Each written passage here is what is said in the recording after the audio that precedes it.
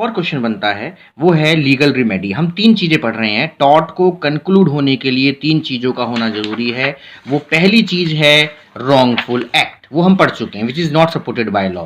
Legal damage वो हम पढ़ चुके हैं, injuria sine damnum, damnum sine injuria, but tort में केस बनेगा इंजूरिया साइन डेमन पे, डेमन साइन इंजूरिया पे नहीं बनेगा। उसके बाद है लीगल रिमेडी। लीगल रिमेडी का अर्थ है कि यदि किसी के लीगल राइट को वायलेट कर दिया जाए तो क्या उसके पास अधिकार होगा, उपचार होगा कि वो उसका समाधान कर सके। तो यहां ने नीचे लिखा अवेल, उसे अवेल कौन करेगा, टू हुम, कौन करेगा, whose legal right is violate, जिसका लीगल राइट वायलेट होगा। और यहां इशारा करता है लीगल राइट यदि वायलेट होता है तो वो कौन सा डैमेज माना जाता है, इंजूरिया साइन डैमनम। अब उसको बोलते क्या है, एन एग्रीव्ड पार्टी, पीड़ित व्यक्ति क्या करेगा, वो फाइल्स अ सूट, एक सूट करेगा, किसके खिलाफ, हर किसी के खिलाफ कर देगा नहीं, अगेंस्ट रॉन्ग डोर, उसी के खिलाफ करेगा जिसने सिविल रॉन्ग किया है, सिविल रॉन्ग। ये है लीगल रिमेडी। अब लीगल रिमेडीज के काइंड्स कितने तरह के हैं, काइंड्स ऑफ रिमेडीज, उपचार।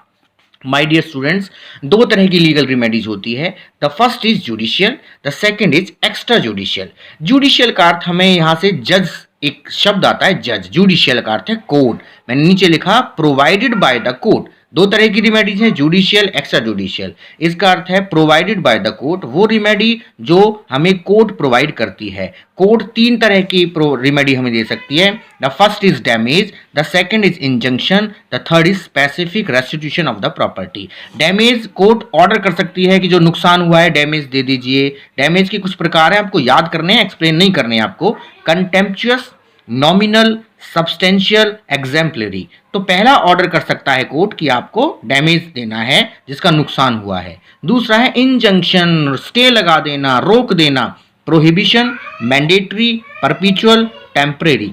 और specific restitution of the property. Restitution का अर्थ है, हिंदू लॉ में रेस्टिट्यूशन आता है, इसका अर्थ है वापस, रिस्टोर। प्रॉपर्टी किसी ने ले ली है और उसका कंपनसेशन नहीं दिया जा सकता तो कोर्ट कहता है प्रॉपर्टी को वापस कर दीजिए। तो पहली रिमेडी है जुडिशियल, कोर्ट प्रोवाइड करती है, तीन तरह के आदेश कर सकती है कोर्ट, या तो डैमेज क्लेम करेगी, या इंजेक्शन दे देगी, या specific restitution of the property.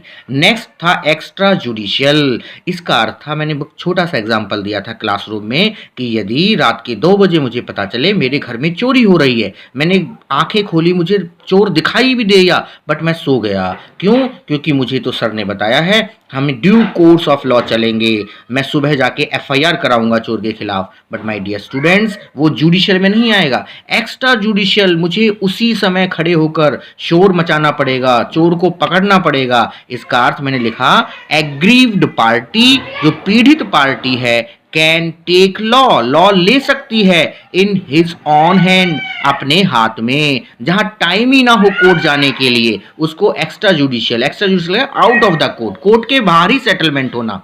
Second, self defence में आता है ये, एक्सपल्शन ऑफ द ट्रेसपासर। अगर कोई व्यक्ति ट्रेसपासर गलत तरीके से आपके घर में घुस गया है, खेत में घुस गया है, प्रॉपर्टी में घुस गया है, तो उसको एक्सपल करना, बाहर निकाल देना। तो सिंपल है, रेमेडीज क्या है, दो तरह की हैं, judicial, extra judicial. Provided by the court, यहाँ आउट ऑफ द कोर्ट होता है। ये तीन तरह का है, डैमेज, इंजेक्शन, स्पेसिफिक। ये सेल्फ डिफेंस और एक्सपल्शन ऑफ द ट्रेसपासर।